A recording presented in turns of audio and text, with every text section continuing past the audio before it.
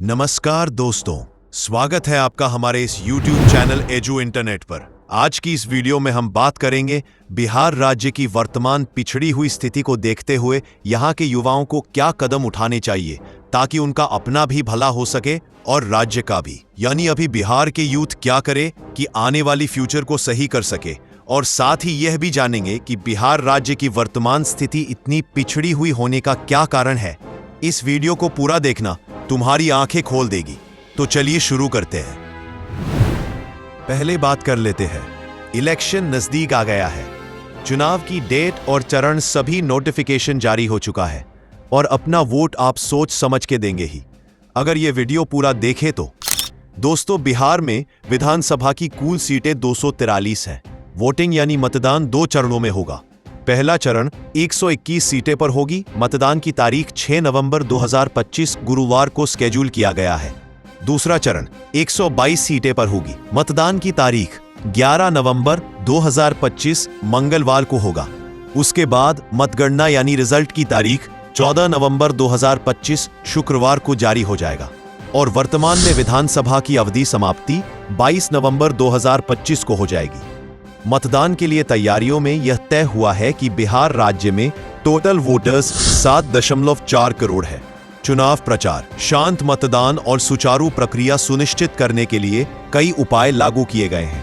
उदाहरण के लिए इलेक्शन कमीशन ऑफ इंडिया ने प्रेस विज्ञप्ति जारी की जिसमें मीडिया प्रचार और निष्पक्षता संबंधी निर्देश दिए गए हैं। चुनाव के समय निष्पक्ष मतदान, श्रमिकों को मतदान दिवस पर अवकाश आदि नियम लागू होंगे।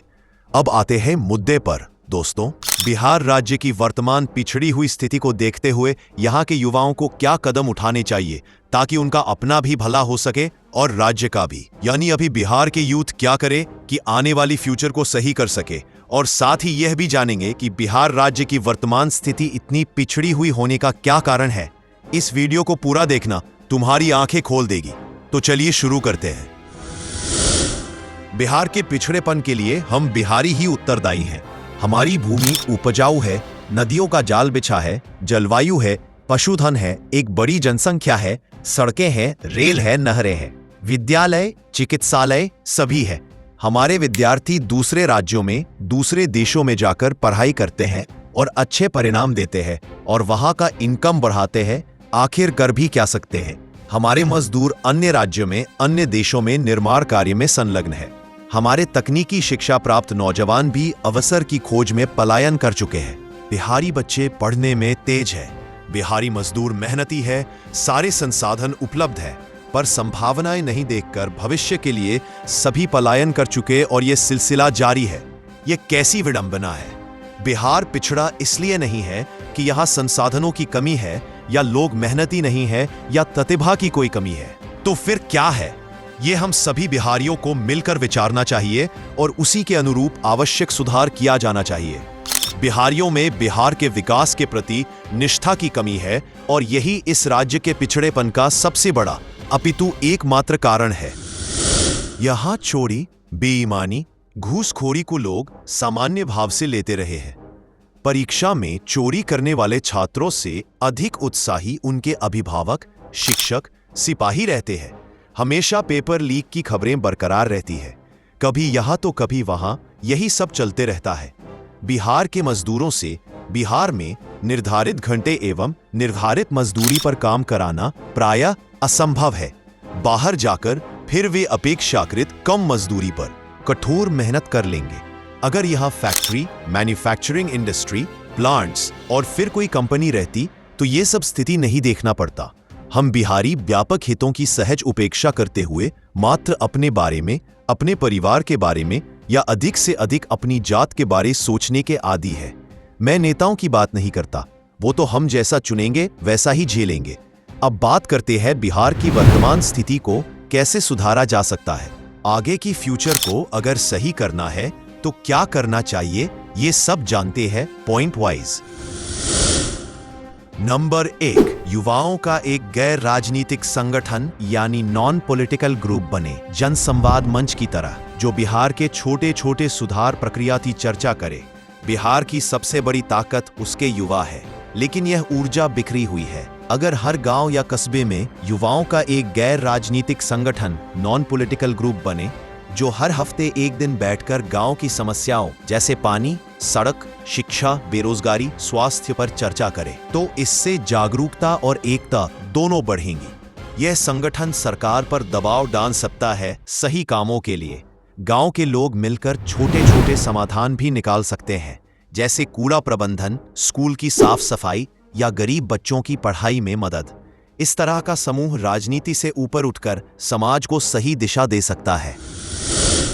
युवाओं का एक गैर राजनीतिक संगठन बनाना है, इसका मतलब यह नहीं कि युवा राजनीति से दूर रहे, बल्कि राजनीति से स्वतंत्र होकर स्थानीय समस्याओं पर व्यावहारिक समाधान निकाले। हर गांव या मोहल्ले में सप्ताह में कम से कम एक दिन बैठक रखी जाए। बैठक का एजेंडा साफ हो, पानी, सड़क, बिजली, स्वास्थ्य, शिक्षा, स्वच्छता और घरेलू हिंसा जैसी समस्याएं। नंबर 2, शराब और नशे से दूर रहने पर चर्चा। ओ दोस्तों, बिहार में नशा एक सामाजिक जहर बन चुका है। शराबबंदी कानून तो है, लेकिन मानसिक रूप से लोग तब तक नहीं बदलेंगे जब तक युवा खुद नशा मुक्ति की लहर नहीं चलाएंगे।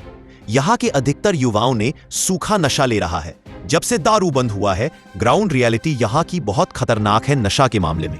तो बात करते हैं हमें क्या क्या करना चाहिए जो इससे बच सके। सबसे पहले तो स्कूल कॉलेज में नो एडिक्शन डे या नशा मुक्त ड्राइव चलाया जाए। युवाओं को समझना होगा कि नशा केवल शरीर नहीं बल्कि परिवार, भविष्य और समाज को भी बर्बाद करता है। हर युवा अगर अपने 2 दोस्तों को नशा छोड़ने के लिए प्रेरित करे तो एक पॉजिटिव चेन रिएक्शन शुरू हो सकता है। लेकिन सच्ची कहावत है, दोस्त नशा का लत लगवाते हैं लेकिन छुड़ाते नहीं।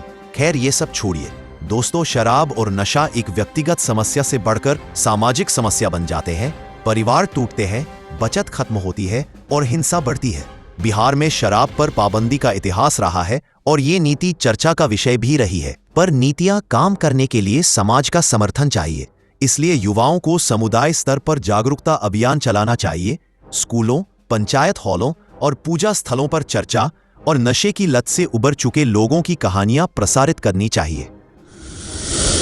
नंबर 3, सरकार फैक्ट्रियां, प्लांट, मैन्युफैक्चरिंग इंडस्ट्री या फिर आईटी कंपनी लगवाने पर फोकस करे।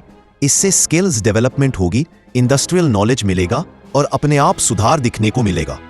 बिहार की सबसे बड़ी समस्या है उद्योगों यानी इंडस्ट्रीज की कमी। यहाँ के लोग मेहनती हैं, लेकिन काम करने का अवसर नहीं है। सरकार को चाहिए कि वह हर जिले में कम से कम एक औद्योगिक पार्क बनाए। कृषि आधारित उद्योग जैसे मखाना, चावल, चीनी, सिलाई बुनाई, फूड प्रोसेसिंग को बढ़ावा दे।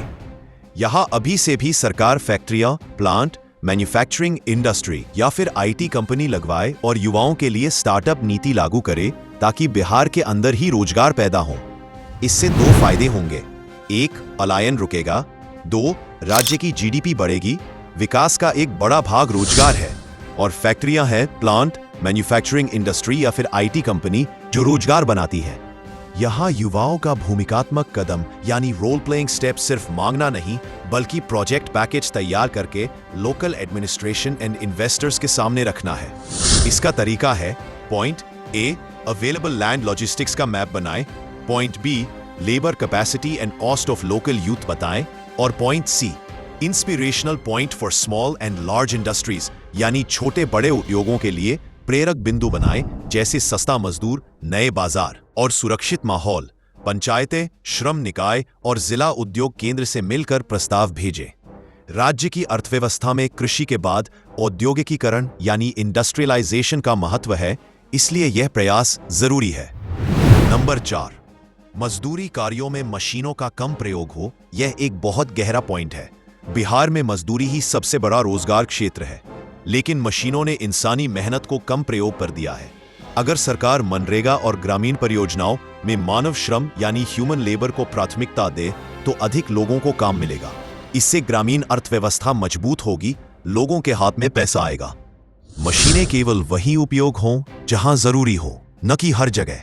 मशीनरी से उत्पादन बढ़ता है, पर सवाल यह है कि कहां मशीन उपयोग से स्थानीय रोजगार घटेगा। उदाहरण के लिए सड़क निर्माण के कुछ कामों में मशीनें अनिवार्य हैं, पर बहुत से कामों में श्रमिक समूहों यानी लेबर ग्रुप्स को शामिल करके रोजगार बढ़ाया जा सकता है। प्रस्ताव रखें कि सरकारी अनुदानित परियोजनाओं में लोकल लेबर कोटा लागू हो ताकि हर परियोजना स्थानीय लोगों को 50% या अधिक रोजगार दे। युवा संगठन मिलकर ये मॉनिटरिंग करें और मीडिया में उजागर करें नियम पालन न हो। नंबर 5, सरकार सुरक्षा व्यवस्था सुनिश्चित करे।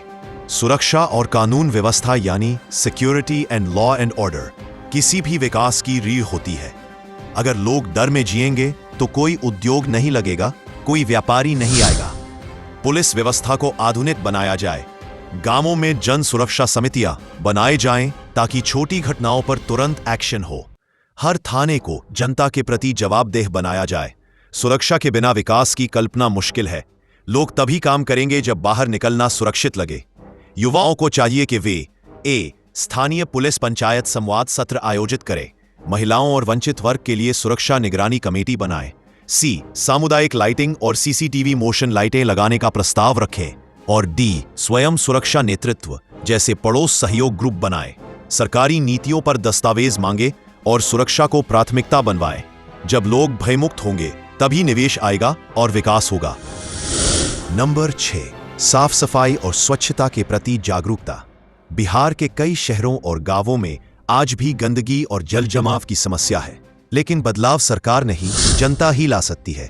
हर गांव में स्वच्छता दिवस रखा जाए, हफ्ते में एक बार सफाई अभियान हो। युवाओं को अपने मोहल्ले, स्कूल, बाजारों को साफ रखने की पहल करनी चाहिए। सफाई केवल शरीर की नहीं, सोच की भी होनी चाहिए। स्वच्छ बिहार, स्वस्थ बिहार।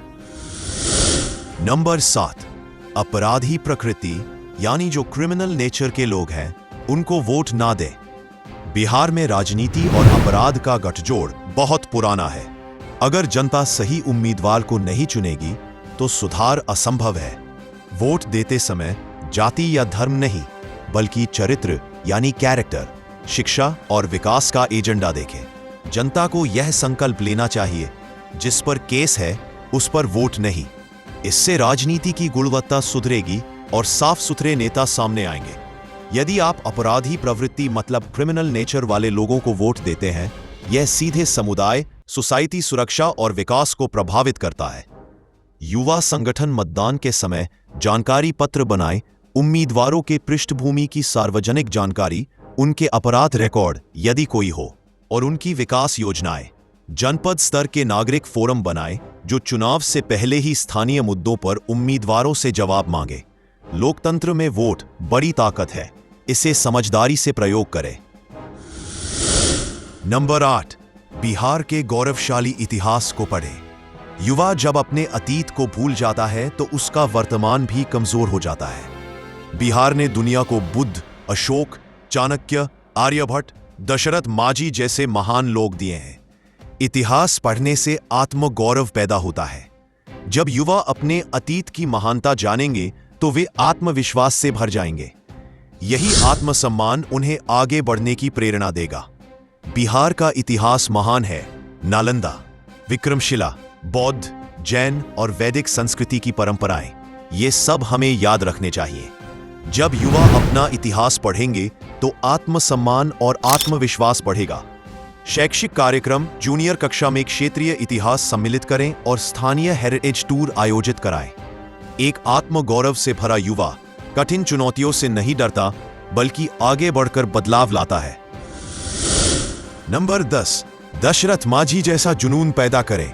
दशरथ माझी माउंटेन मैन, जिनके पास न धन था न संसाधन, लेकिन इरादा था। उन्होंने अकेले 22 साल में पहाड़ काटकर रास्ता बना दिया। यही भावना हर युवा में होनी चाहिए। अगर रास्ता नहीं है तो खुद को बनाओ, चाहे पढ़ाई हो, नौकरी हो या समाज सुधार। अगर जुनून हो तो कोई चीज असंभव नहीं। बिहार को फिर से उठाने के लिए यही जिद, लगन और हौसला चाहिए। दशरथ माझी एक साधारण व्यक्ति जिन्होंने सिर्फ हथौड़े छेनी से पहाड़ काटकर अपनी समुदाय की दूरी घटाई। उनका जीवन यह सिखाता है, जब ईमानदारी, लगन और अनवरत प्रयास हो तो बदलाव संभव है। हर युवा को अपने अंदर यह जुनून जगाना होगा, न कि केवल सपने देखना, बल्कि रोज छोटे छोटे कदम उठाकर उन्हें सच करना। बिहार को बदलने की ताकत किसी नेता या सरकार में नहीं है, वह आप में है, यहाँ के युवाओं में, हम सब में है। अगर अभी हम सही नेता नहीं चुने तो फिर से वही जो चलता आ रहा है वही होगा। तो अपना एक एक कीमती वोट सोच समझ कर दे। मैं आपको एक छोटा विवरण देता हूं। कल्पना करिए एक गांव जहां पानी पहुंचाने की दूरी 5 किलोमीटर थी। गांव के कुछ युवाओं ने मिलकर पानी टैंक की मरम्मत और छोटे पाइपलाइन का नक्शा बनाकर 6 महीनों में समस्या हल की। उन्होंने स्थानीय प्रशासन के सामने खुद के साक्ष्य और लागत प्रस्तुत की और अंततः सबको मिलकर प्रस्ताव मंजूर हुआ। यही सामूहिकता और ठोस कदम बदलाव ला सकती है। दोस्तों, अगर आप वीडियो देख रहे हैं, आज ही कमेंट में लिखिए 1. आपका गांव शहर क्या सबसे बड़ी समस्या है, और 2. क्या आप 5 दोस्तों के साथ मिलकर गैर राजनीतिक युवा संगठन बनाना चाहेंगे? अगर हां, तो कमेंट में हां लिखिए। हम अगले एपिसोड में बिल्कुल व्यावहारिक टेम्पलेट और मीटिंग एजेंडा देंगे। धन्यवाद दोस्तों। अगर आपको यह वीडियो पसंद आया हो तो लाइक करें, सब्सक्राइब करें और शेयर करें, ताकि बिहार के और भी युवा जुड़े। मिलकर हम बदलाव ला सकते हैं, एक एक कदम से, एक एक गांव से। जय बिहार, जय बिहारी। जब युवा जागेगा तब बिहार भागेगा। जय हिंद, जय भारत।